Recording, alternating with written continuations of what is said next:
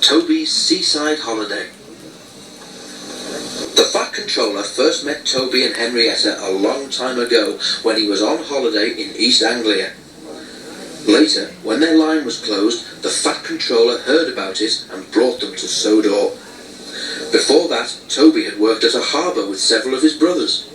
The harbour had been busy and the engines were kept bustling about, but Toby never really had a chance to exercise his pistons properly until he had his own line to run on. One day, Toby was resting alone in the shed at Farquhar. That morning, Percy had been talking about the harbour at Knapford. Toby remembered the old days when he had worked at a harbour too. I'm too old now to dash about like I did then, he thought. Backwards and forwards all day long, between the harbour and the big station, with never any chance of a holiday. But I did go to the seaside once, he remembered. For a while, anyway. His driver and fireman had been so excited when they came to work one day. We'd been promised a trip to the seaside, they said. What do you mean? Asked Toby.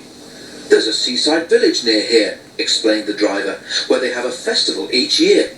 Lots of people come to it, and one of the organisers thinks it would be a good idea to have a display of engines at the station as an extra attraction. And you, Toby, are to be one of them. Toby went to the shed at the big station. He was given new paint, a new bell, and his brasswork was polished until his driver could see himself in it. You haven't looked so smart for years, he said. I nearly didn't recognise you. They set out for the junction where the branch line to the village began. As they arrived, a train came in from the branch. The engine was younger than Toby, but he was dirty, his rods clanked, and steam leaked from everywhere. The poor engine, said Toby. Can I help pull his next train to the seaside, please? The station master agreed, so Toby was coupled in front. Festival time is the best time of the year, the other engine said. Lots of extra trains and visitors. I expect you'll be able to stand on the long carriage siding. They soon reached the seaside station, where the station master came out to meet them. He was surprised to see Toby. He stared, frowned, and went away, shaking his head. Next day, Toby was excited. He woke early and saw the sea sparkling in the distance. White birds wheeled and swooped overhead, making loud, mewing noises. I wonder what they are, thought Toby.